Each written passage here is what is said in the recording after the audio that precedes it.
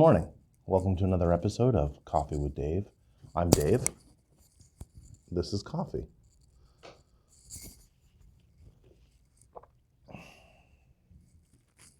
You know,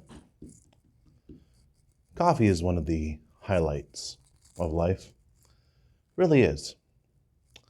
I don't know who discovered you could dry some beans, crush them up, and run them through hot water, but that person was a hero. So, what are we going to be talking about today on Coffee with Dave? We're going to be talking about routines and ritual. And I'm going to take these off because, honestly, they're still a little bit fogged up from the old mask. And if you wear glasses and a mask, you know what I'm talking about. It's like you take one breath and they're completely fogged up, and it's really annoying. Anyway, morning routine is one of those things that a lot of people talk about, right? A lot of the success gurus talk about, and they then go and say what their morning routine is. And that's all well and good. It's nice to see what other people are doing. But what are you doing? Are you just waking up, using the restroom, taking a shower, getting dressed, rushing out the door because you're going to be late to work or to an engagement, something like that? Or are you waking up at the same time every morning, every day, and have a systemized list of things that you do every day, weekends included, right? So a lot of the success gurus say wake up at 4:30, 5 o'clock. Well, that's all well and good if you have to be at work in the morning. You know, if you have to be at work 7, 8, 9 o'clock, 4:30, 5 o'clock is good. It gives you time enough in the morning to get stuff done. If you wake up, or if you have to be at work or an engagement later in the day, and that's consistent, let's say you work a 3:30 to midnight shift, or 11:30 to 8, or anything like that, or overnight even, waking up at 4:30 in the morning might not be conducive to you, might not be worth anything. In fact, it might be detrimental. Because if you're waking up at 4:30 in the morning, you don't get off work until midnight. I don't know many people that can be asleep within half an hour of getting home. So that leaves you, 4 hours of sleep, and just burn yourself out that way. But a time that works for you and your schedule is a good time, but it should be the same time every day. And the reason that you wake up that time every day is because, one, it sets in your mind that this is something that I do. This is who I am. I am somebody that wakes up at this time. The second thing that you should do is make your bed. And if you share a bed with a spouse or partner or a dog or a cat, making your bed at 4:30 in the morning or whenever, when your spouse, partner, dog, cat are still asleep, well, that can be a little rough. You don't want to wake them up unless they're on the same schedule as you are. So, yeah, I know that I'd get yelled at if I woke my wife up at 4:30 in the morning. I mean, the alarm going off is bad enough, which helps prevent snooze from being hit. But make your side of the bed as quietly and as neatly as possible. The reason for that is it's an accomplishment. It's a mind trick that you can do. And even if you get nothing else done that day, you did something. You accomplished a goal. At that point, you accomplished two goals. You woke up at the right time and you made your bed. Now, I'll walk you through what my morning routine is, and this might work for you, it might not, but I highly suggest having a morning routine. My morning routine is I'm up at 4:30 sometimes 4:45, make my side of the bed. I go down, start the coffee. After the coffee is brewing, I go up, take a shower. I tame the mane, which then gets ruined by a mask, but whatever. I go down, pour my cup of coffee, sit at my desk, write in my journal for 10 minutes, and 10 minutes only. Now, why do I do that? One, I write down my gratitudes, which I then type into our Discord channel, the gratitude channel. But I also, what's called, unleash the monkey mind. I am a very chaotic person, and it's only because of this routine that I was actually able to accomplish anything at all, right? Because it's an anchor point. It's a set point that I can start each day with. So, and 10 minutes is because if I spend more than 10 minutes, it just becomes ridiculous. And sometimes being ridiculous is good, but know your audience. All right. So after I get done with the journaling, I finish my coffee. That's how long it takes. And I get dressed and ready for work.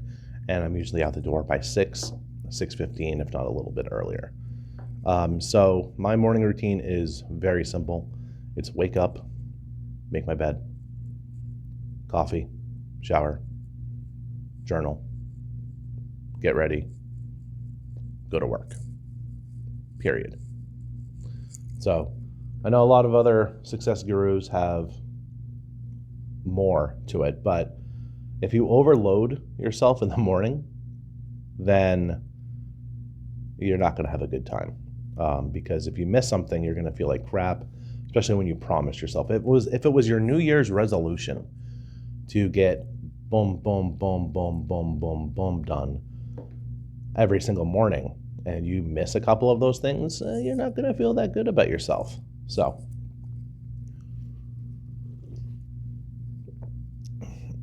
all right. So I know when you get to work, it's hard to stick to a routine because you're putting out fires, things always come up. You have a line at your desk. People are asking things of you. So I recommend a set point or an anchor in the middle of the day too. Mostly this is called a lunch break. And this is a good rebooting point. It's to get out of the office, even if it's just for a few minutes. So that's when I take my wisdom walk, is about halfway through the day. And it's only half an hour, and I try to get as many steps in as possible. I'm aiming for 10,000 or more a day, but that's me. And then I listen to a podcast, or if I have to plan something out, I listen to music. And it's usually music without lyrics. So the Dragon Age soundtrack is pretty good. Listen to a lot of video game soundtracks, RPG video games.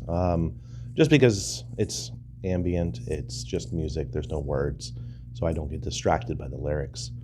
And then at the end of the day, this is around 9:30, 10 o'clock at night, I have a night routine.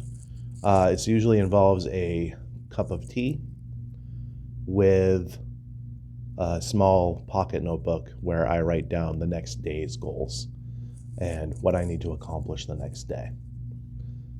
And it's really simple. I take a list, I write down all the things that I need to do the next day, then I prioritize that list.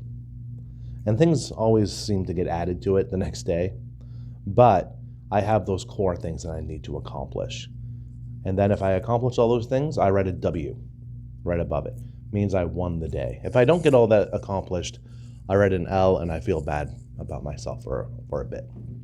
But that's what that is. I also try to read about 10 pages of a book, and I limit it to 10 pages because I have the habit of reading too fast and too much, and then I don't retain it all.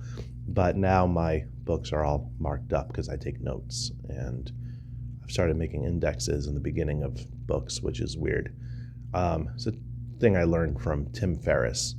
And if you don't know who Tim Ferriss is, I've mentioned him in other videos, but he's the author of The 4-Hour Work Week, which is a little outdated right now, but still the core concept is good. So if you haven't read that, read it. He also did Tools of Titans and Tribes of Mentors, which are like little buffet style books. And by little, I mean they're like 700, 800 pages. But the articles in them, and that's what they are about 2 or 3 pages at most, with a bunch of different people like Jocko Willink, other people. Like, yeah, it's pretty cool. So, and usually they're on sale on Amazon for like 10, 15 bucks. At the bookstore, they're 30, but that's why bookstores are going out of business. So, establish yourselves, if you will, if you want, a morning routine, a midday routine, and a night routine. And these are anchor points. These are set points. Think of it, if you want to treat life like a game, like an RPG or whatever, and an older one where you just couldn't press a button and save it. Think of these as save points or as checkpoints, right? And they fall at the same time each and every day. The stuff in between that's you getting stuff done, that's you accomplishing things. The rest of it, the routines themselves, are ways to set yourself up for it, because otherwise you're going to burn out. And burning out is not fun, because bad things happen when you burn out. And it doesn't matter what your position is. It doesn't matter what your title is. It doesn't matter what you do for work. It doesn't matter. None of that matters. What matters is this stuff is incredibly helpful. And yeah. So, with that said, finish your coffee. I know I will. And have yourselves a great day. All right. Bye.